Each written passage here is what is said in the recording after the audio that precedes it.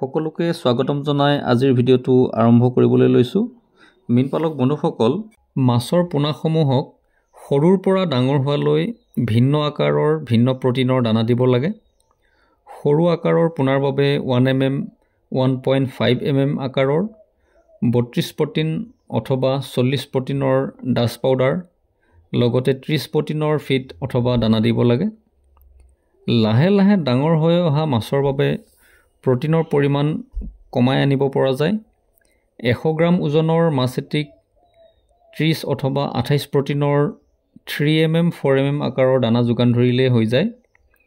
সেই একেই আকাৰৰ মাছক শীতকালত 24 প্ৰটিন 22 প্ৰটিন 20 প্ৰটিনৰ দানা দিলেও হয়। যেহেতু শীতকালত কিছু মাছৰ বাহন ক্ষমতা কমি যায়, সেয়ে কম প্ৰটিনৰ দানা দিলেই হৈ যায়।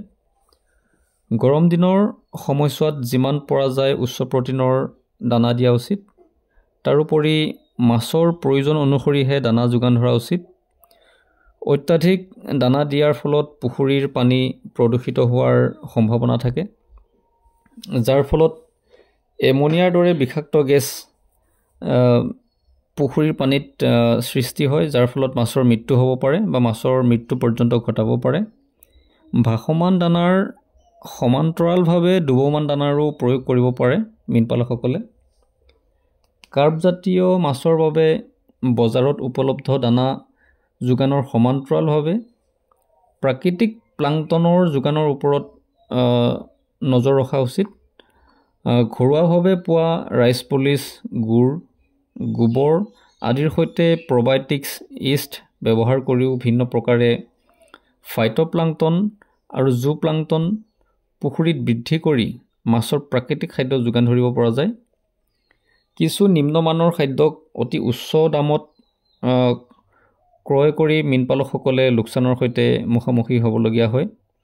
তাৰোপৰি আমি বহু ক্ষেত্ৰত দেখিছোঁ যে নিম্নমানৰ দানা ব্যৱহাৰ কৰাৰ লগে লগে পুখুৰীত বিভিন্ন সমস্যাৰ সৃষ্টি হয়, যে পুখুৰীৰ পানীভাগ বেয়া হয়, পুখুৰীৰ তলৰ মাটিভাগ বেয়া হ'ব, যাৰ ফলত মাছ বসবাসৰ অনুপযোগী হৈ পৰে, পুখুৰীত অক্সিজেনৰ মাত্ৰা কমি যায়, মাছ ওপৰত ভাহিবলৈ ধৰে ইত্যাদি নানান ধৰণৰ সমস্যা দেখা পোৱা যায় নিম্নমানৰ দানা ব্যৱহাৰ কৰাৰ লগে লগে। মীনপালকসকলে কেৱল উচ্চমানৰ প্ৰিমিয়াম কোৱালিটিৰ ফিডহে ব্যৱহাৰ কৰিব, লগতে ঘৰুৱা খাদ্যৰ সঠিক প্ৰয়োগ কৰি লাভান্বিত হ'ব পাৰে। আমাৰ চেনেলৰ ব্যৱহাৰিক তথ্য আৰু ভিডিঅ'সমূহ চাই বহু মীনপালকে উপকৃত হৈছে, লগতে বহুজনে সফলভাৱে মীন পালন কৰি আছে। আমাৰ ভাল লগা ভিডিঅ'সমূহ আপুনিও চিনাকি মীনপালকৰ সৈতে শ্বেয়াৰ কৰি দিব পাৰে আৰু উন্নতমানৰ দানা পোনাৰ বাবে আমাৰ সৈতে যোগাযোগ কৰিব পাৰে। আজিলৈ ভিডিঅ'টো ইয়াতে এৰিছোঁ। ধন্যবাদ।